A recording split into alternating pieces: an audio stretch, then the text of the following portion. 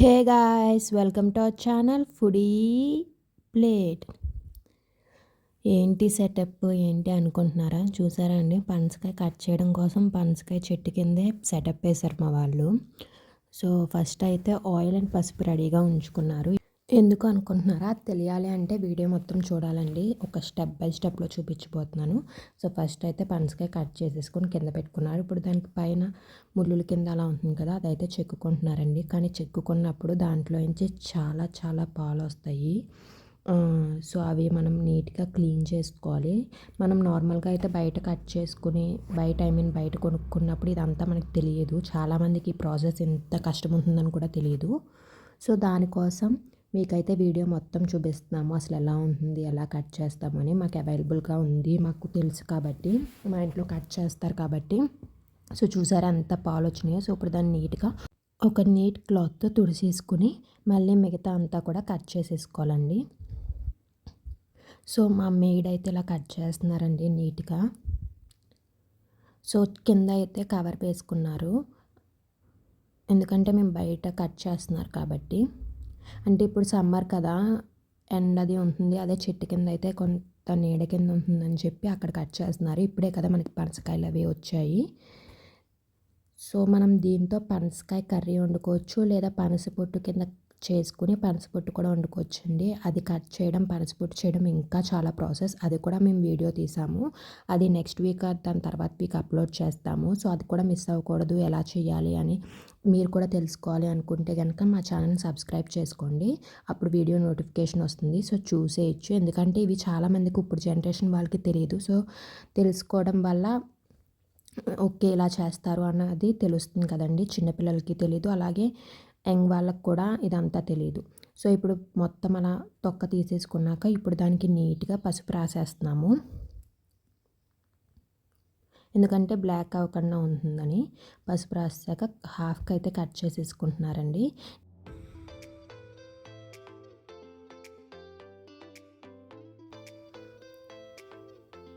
So ఇప్పుడు మనం గిన్నెలో ముక్కలు కట్ చేసుకుని వేసుకుంటాం కదా, దానికోసమని ఒక పెద్ద గిన్నె తీసుకుని దాంట్లో కూడా పసుపు వేసేసుకున్నారు, ముక్కలకి బాగా పట్టడం కోసం పసుపు అనేది. సో చూసారుగా వీడియోలో కట్ చేస్తున్నారు.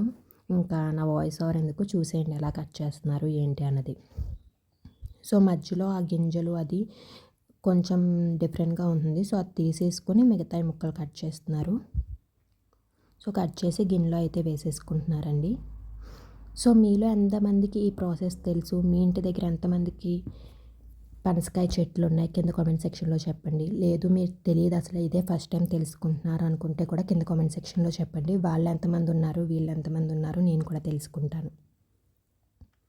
సో నీట్గా అయితే ముక్కలను కట్ చేసేస్తున్నామండి. సో చూసారు కదా ఇలా ఉంటాయి ముక్కలు. పైన గింజలు ఫుల్గా కూడా అవ్వలేదు మనకి, సో కట్ చేసేసుకోవచ్చు. అండ్ మీరు కట్ చేసినప్పుడు మీ చేతికి కూడా కొంచెం ఆయిల్ పసుపు రాసుకోండి, సో దట్ మీ చేతికి కూడా జిగురు అంటుకోకుండా ఉంటుంది. ఇలా కత్తిపేటతో ముక్కలు కోయడం వల్ల ఏంటంటే కత్తిపేటకు కూడా జిగురు అది అంటుకుంటుందండి, దీని నుంచి వచ్చింది.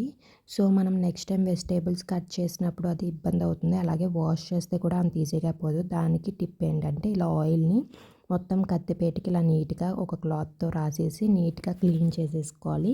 సో దట్ ఆయిల్తో జిగురు అది అన్నదంతా వచ్చేస్తుంది అనమాట. సో వీడియోలో చూపిస్తున్నాం కదా, ఇది ఒక టిప్ అండి, మీరు కన్ఫర్మ్ ఫాలో అవ్వండి, లేకపోతే కత్తిపేటకి అదే జిగురుండి చిరాగ్గా ఉంటుంది.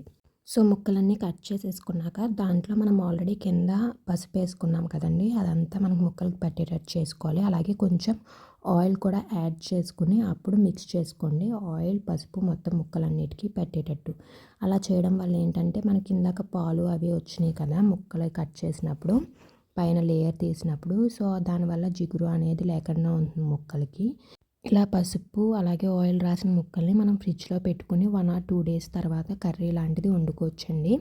లేదు మాకు ఎక్కువ డేస్ ఉండాలి అనుకుంటే కనుక ఈ ముక్కల్ని మనం కుక్ చేసుకోవాలి. ఇప్పుడు ఆల్రెడీ పసుపు ఆయిల్ రాసుకున్నాం కాబట్టి కొంచెం వాటర్ వేసుకుని దాంట్లో కొంచెం ఉప్పు కారం వేసుకుని కుక్కర్లో ఒక 3 whistles వచ్చేంత వరకు కుక్ చేసుకుని అవి చల్లారాక ఫ్రిడ్జ్లో పెట్టుకుంటే మనకి కొన్ని డేస్ ఉంటుందండి.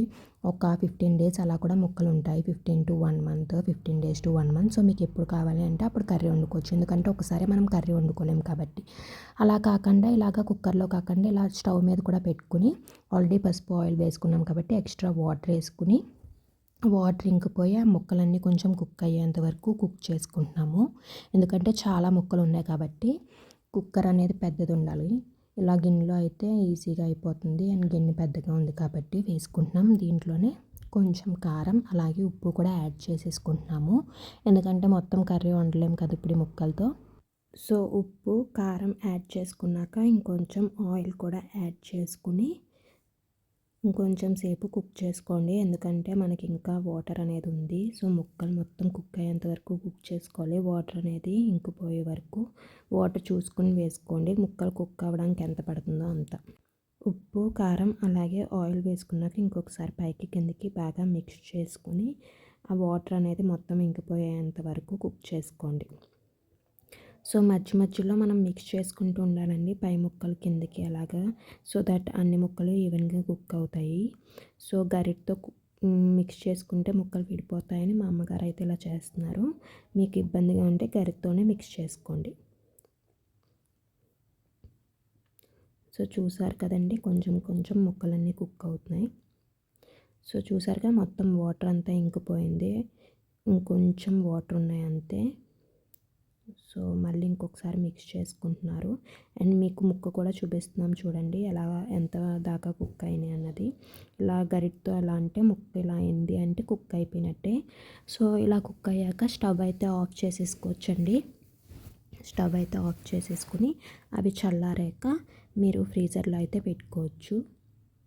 సో మేమైతే ఇప్పుడు దీంతో కొంచెం ముక్కలతో మీకైతే కర్రీ చేసి చూపించిపోతున్నామండి. సేమ్ చికెన్ కర్రీ లాగానే ఉంటుంది. సో తెలియని వాళ్ళకి పెడితే తినేస్తారు. అలాగే వెజ్ వాళ్ళకి కూడా చికెన్ తినలేని ఫీలింగ్ ఉంటుంది కదా, ఇది తింటే ఆ ఫీలింగ్ మొత్తం పోతుంది. సో దానికోసం ఫస్ట్ అయితే ఆనియన్స్ చిరికల కింద కట్ చేసుకుంటున్నాము. ఎందుకంటే దీనికి ఉల్లిపాయ పేస్ట్ కింద వేసుకుంటాము. సో దాంట్లోనే పేస్ట్లోనే కొన్ని మసాలాలు వేసి పేస్ట్ చేసేసుకుంటాము. సో పెద్ద ముక్కల కింద కట్ చేసేసుకోవచ్చు. ఎందుకంటే మిక్సీలో ఎలాగో మిక్సీ పట్టుకుంటాం కాబట్టి. సో మిక్సీ జార్లో ఫస్ట్ అయితే ఆనియన్స్ వేసేసుకుంటున్నాము. తర్వాత దీంట్లో మనం ఏమేమి వేసుకుంటున్నాము అన్నది మీకు చూపిస్తామండి. మసాలాలు జీడిపప్పు అవన్నీ వేస్తాము. సో ఉల్లిపాయలు కట్ చేసుకుని మిక్సీ జార్లో వేసేసుకున్నాక దీంట్లోకి మనం జీడిపప్పు, జీలకర్ర, వెల్లుల్లి రెబ్బలు, లవంగ మొక్కలు అలాగే దాల్చిన చెక్క 2 వేసుకుంటున్నాం ముక్కల కింద చేసుకుని. సో క్వాంటిటీ అయితే మీకు వీడియోలో చూపిస్తున్నాం కదా, అంత అయితే తీసుకుంటున్నాము. ముక్కలు ఎంత తీసుకుంటున్నాం కూడా క్వాంటిటీ అయితే మీకు చూపిస్తామండి. వీటితో పాటు గసగసాలు కూడా తీసుకుంటున్నామండి. సో అవన్నీ మిక్సీ జార్లో వేసుకుని లైట్గా వాటర్ వేసుకుని మిక్సీలో పేస్ట్ అయితే పట్టేసుకోండి. సో చూసారుగా ఇలా పేస్ట్ రెడీ అయిపోయింది కాబట్టి ఇప్పుడు దీన్ని పక్కన పెట్టేసుకోండి. ఈ కర్రీ మనం కుక్కర్లో చేసుకుంటున్నామండి.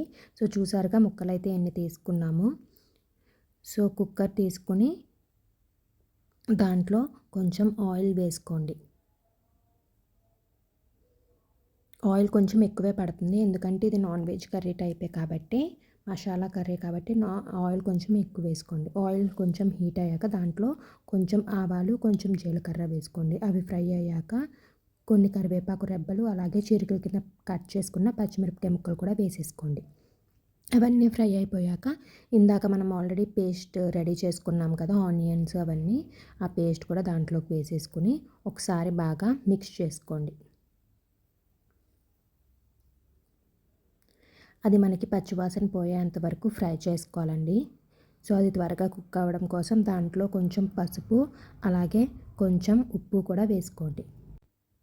తర్వాత దాంట్లోనే కొంచెం చిల్లీ పౌడర్ కూడా వేసుకొని మీ స్పైస్ లెవెల్స్ బట్టి, కారం అనేది కూడా ఎక్కువే పడుతుంది దీంట్లో. అండ్ దాంట్లోనే 1 స్పూన్ ధనియాల పొడి కూడా వేసుకుంటున్నాము. దీంట్లో ఇంకా గరం మసాలా మేము యూజ్ చేయమండి. స్పైసెస్ వచ్చేసి ఉప్పు, కారం, పసుపు, ధనియాల పొడి.